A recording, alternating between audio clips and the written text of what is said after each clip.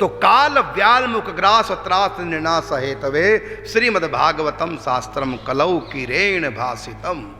तो सुखदेव जी ने राजा परीक्षित को जो कथा सुनाई, हमको सुननी चाहिए, नहीं सुनते तो पढ़नी चाहिए, और जब पढ़ ली तो मनन करना चाहिए। श्रवण पठन मनन निधिध्यासन।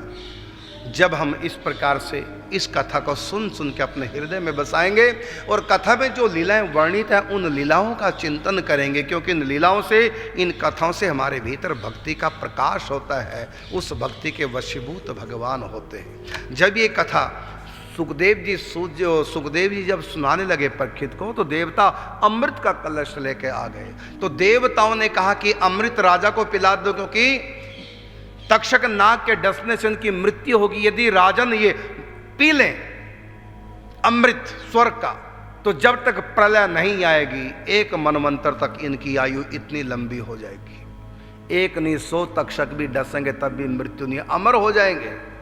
इसलिए राजा परीक्षित को अमृत पिला दो, इसको आवश्यकता है। और ये कथा जो इनको पिलाने जा रहे हो, ये हमको पिला दो। कथा अमृत हम सुनेंगे, हम पिएंगे। लेकिन सुखदेव जी ने अमृत के बदले कथा नहीं दी। इस कथा को मैं अधिकारी परीक्षित को ही पिलाऊंगा, आप जाओ अपने अमृत को ले जाओ। क्योंकि आपका अमृत चोर पिएगा, अमर तो हो जाएगा लेकिन रहेगा चोर ही। ये स्वर्ग का अमृत क्रोधी पिएगा, अमर तो हो जाएगा लेकिन रहेगा क्रोधी।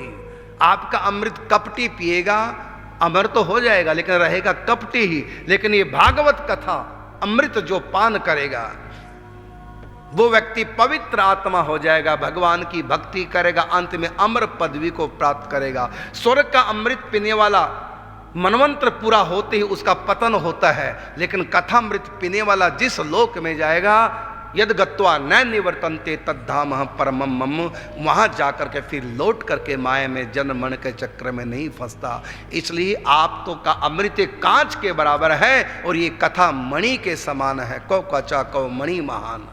इसलिए आप जाइए। तो सुखदेव जी ने देवताओं को अमृत का कलश लेकर कहा कि तुम जाओ, ले जाओ वापस, हमें नहीं चाहिए।